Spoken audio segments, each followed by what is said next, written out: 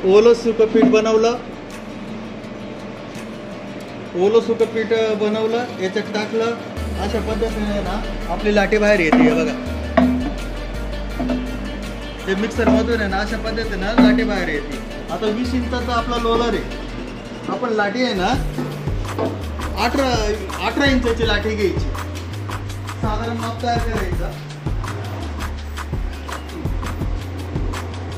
या बाजूला 1 इंच अंतर सोडायचं आणि या बाजूने 1 इंच अंतर सोडायचं. आणि या पद्धतीची लाटी जास्त असेल तर अशी कट करून घ्यायची. अशा लाट्या तयार करून घ्यायच्या. क्वांटिटीमध्ये लाट्या तयार करून ठेवायच्या.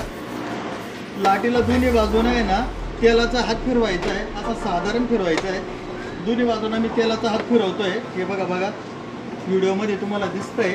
त्याच्यानंतर याच्यावरती टेपलांवरती तेलाचा आहे ना नॉर्मल हात फिरवलेला आहे. नॉर्मल, जास्त नव्हे.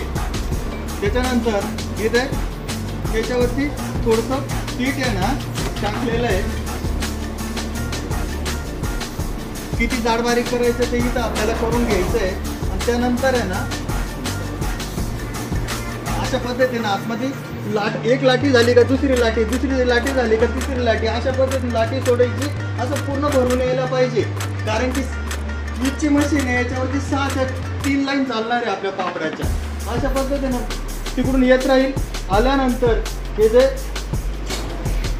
वेस्टेज आहे वरती जाईल, इथं जमा होईल. आणि इथं पटापट पटापट मी जसं उचलतोय तसे पटापट पापड उचलायचे आणि वाळत घालायचे. जितके पाहिजे तितके तुम्ही पातळ पापड बनवू शकता, जितके पाहिजे तितके जाड बनवू शकता.